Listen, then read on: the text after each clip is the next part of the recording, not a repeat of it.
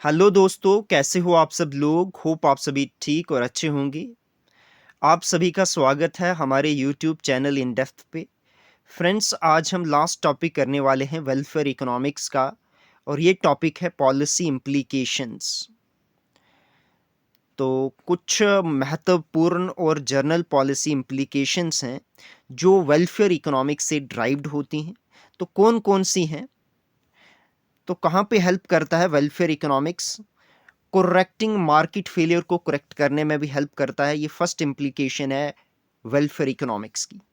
Correcting market failure, welfare economics क्या करता है? हाईलाइट करता है प्रेजेंस किसकी? मार्केट फेलियर की। चाहे वो एक्सटर्नलिटीज की वजह से हो, इम्परफेक्ट कंपटीशन की वजह से हो या पब्लिक गुड्स की वजह से हो।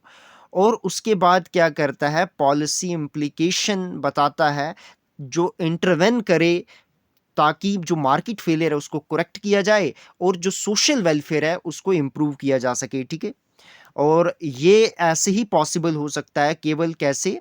चाहे वो रेगुलेशन के थ्रू या टैक्सेशन सब्सिडीज के थ्रू या पब्लिक गुड्स के डिस्ट्रीब्यूशन के थ्रू। ठीक है, तो यहाँ हेल्प करता है कौन? मार्केट। ठीक है, वेलफेयर इकोनॉमिक्स कहाँ पे? करेक्ट करने के लिए मार्केट फेलियर को। सेकेंड इम्प्लीकेशन क्या है वेलफेयर इकोनॉमिक्स का? और वो है इनकम रीडिस्ट्रीब्यूशन। तो इनकम को रीडिस्ट्रीब्यूट करने में भी हेल्प करता है कौन? ये वेलफेयर इकोनॉमिक्स। किस तरीके से? सबसे पहले तो प्रॉब्लम जो एड्रेस करता है कौन सी? जो इनकम इनइक्वालिटीज की है उसको एड्रेस करता है और प्रमोट करता है किसको? फेयर डिस्ट्रीब्यूशन ऑफ रिसोर्सेज को। कौन? Welfare economics. थर्ड इम्प्लीकेशन क्या है? Public goods provision.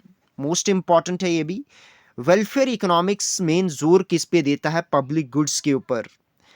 Public goods कौन सी होती हैं? जो नॉन एक्सक्लूडेबल और नॉन रिवेलरस होती है, जिसमें हम किसी को एक्सक्लूड नहीं कर सकते उसकी कंजप्शन के लिए। और ठीक है, और नॉन रिवेलरस का मीन हुआ कि इनकी कंजप्शन से, एक की कंजप्शन से दूसरे की कंजप्शन भी कम नहीं होती। फॉर एग्जांपल कोई नेशनल डिफेंस हो गया, एयर हो गया। ठीक है, तो these are the examples of public goods. ठीक है, तो पॉलिसी इम्प्लीकेशन हेल्प करती है गवर्नमेंट को ताकि वो सप्लाई करे पब्लिक गुड्स को जो मार्केट जो है वो प्रोवाइड नहीं कर सकती है। ठीक है, जैसे नेशनल डिफेंस हो गया, इंफ्रास्ट्रक्चर हो गया, इन्वायरमेंटल प्रोटेक्शन कोई प्राइवेट पर्सन नहीं कर सकता ना, तो वो क्या है? एक पब्लिक गुड्स है। तो पब्लिक गुड्स भी कौन प्रोवाइड करता है? सरकार। तो यहां पे हेल्प करती है कौन? Welfare economics. नेक्स्ट इम्प्लीकेशन क्या है वेलफेयर इकोनॉमिक्स का? Cost benefit analysis. Most important है ये भी। वेलफेयर इकोनॉमिक्स प्रमोट करती है यूज किसका? कॉस्ट बेनिफिट एनालिसिस का, ताकि इवेलुएट करें किसी भी पॉलिसी या प्रोजेक्ट को, उसकी डिजायरेबिलिटी है या नहीं है। ठीक है, सबसे पहले इसमें क्या होता है? कंपेयर की जाती हैं कास्ट और बेनिफिट जो डिफरेंट कोर्स ऑफ एक्शंस के रिगार्डिंग होती हैं, कोई प्रोजेक्ट और पॉलिसीज के रिगार्डिंग, ताकि उसका नेट इम्पैक्ट सोसाइटी में क्या है, सोशल वेलफेयर में क्या हो रहा है, उसको एनालाइज करने के लिए, उसको डिटरमाइन करने के लिए। और फिर जो पॉजिटिव नेट बेनिफिट होगा उसको प्रायोरिटाइज्ड किया जाएगा उस प्रोजेक्ट और उस पॉलिसी को। तो ये था कॉस्ट बेनिफिट एनालिसिस, यहाँ भी हेल्प करती है वेलफेयर इकोनॉमिक्स। आगे बढ़ते हैं और फिफ्थ इम्प्लीकेशन पढ़ते हैं वेलफेयर इकोनॉमिक्स का, कि इसकी सुइटेबिलिटी लॉन्ग टर्म कंसंट्रेशन को लेती है ये। ठीक है, वेलफेयर इकोनॉमिक्स रिकॉग्नाइज करती है कौन सी इंपॉर्टेंस को? लॉन्ग टर्म सुइटेबिलिटी को पॉलिसी मेकिंग में। ठीक है, और ऐसी ही पॉलिसीज को अकाउंट में लिया जाता है, चाहे वो इन्वायरमेंटल हो, सोशल हो, इंटर जनरेशनल हो। ठीक है, केवल एक जनरेशन नहीं बल्कि अलग अलग जनरेशन्स पे उनका इम्पैक्ट क्या पड़ रहा है। ठीक है, तो उस प्रिजर्वेशन को वेलफेयर इकोनॉमिक्स टैकल करती है और कंसीडर करती है। ठीक है, इसलिए ये लॉन्ग टर्म को कंसीडर करती है, एक शॉर्ट टर्म को नहीं, एक जनरेशन की ही बात नहीं करती बल्कि इंटर जनरेशन की बात करती है। ठीक है, नेक्स्ट क्या इम्प्लीकेशन है वेलफेयर इकोनॉमिक्स का? कि participation and inclusivity.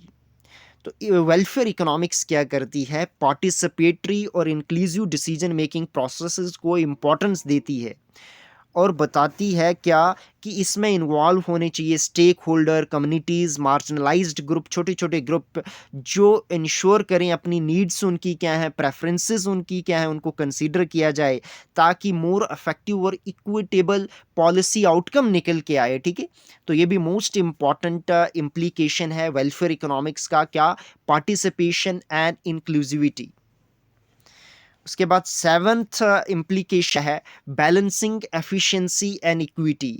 Welfare economics recognise करती है, महसूस करती है ट्रेड ऑफ बिटवीन एफिशिएंसी और इक्विटी के बीच में।